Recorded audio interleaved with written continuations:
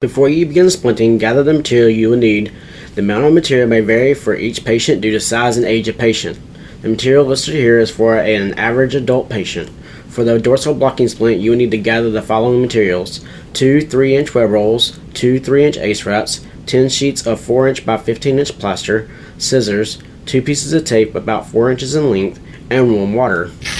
To prepare for the dorsal blocking splint, size the plaster starting from the distal tips of the metacarpals to the mid-forearm, or about 2 inches from the antecubical fossa.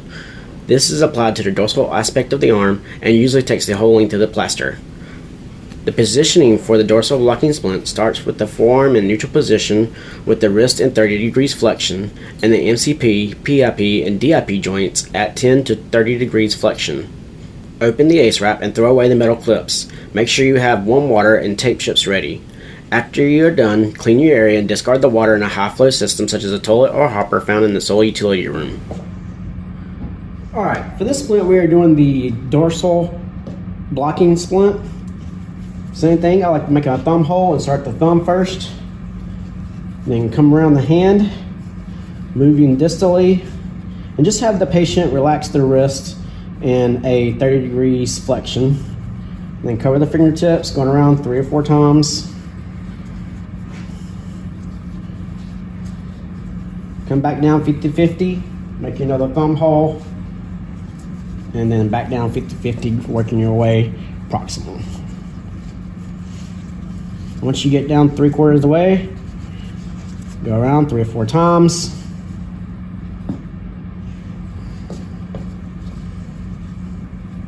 And then move back up 50-50. Nice even layers. Love that 50-50.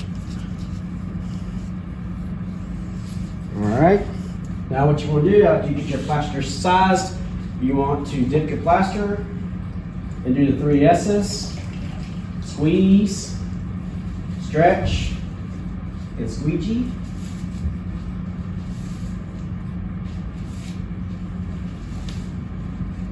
And then apply the plaster, making sure your ends are nice and smooth.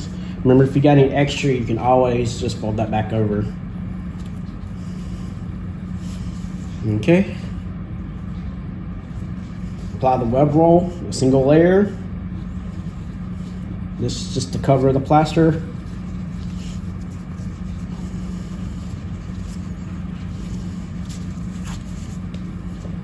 Next is your ace wraps.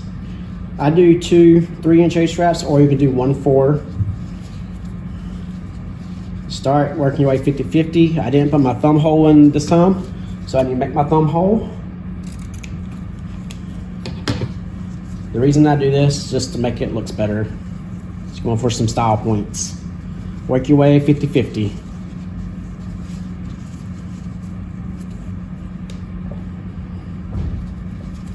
Grabbing my second ace wrap and finishing it up.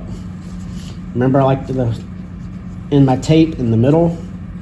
It makes it look better.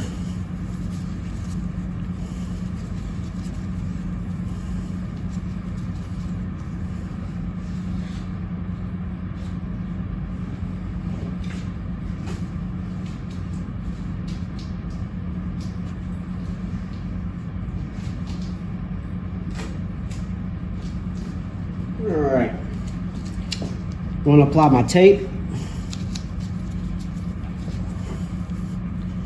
and then I'm going to tuck the ends of my ace wraps in order to protect the patient's skin, make it look good.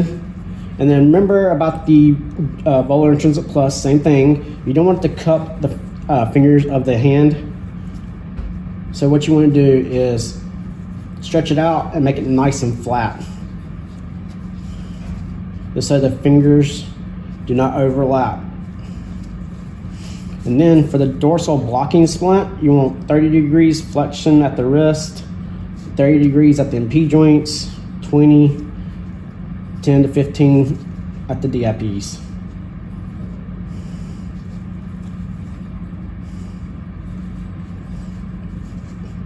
Basically a hook.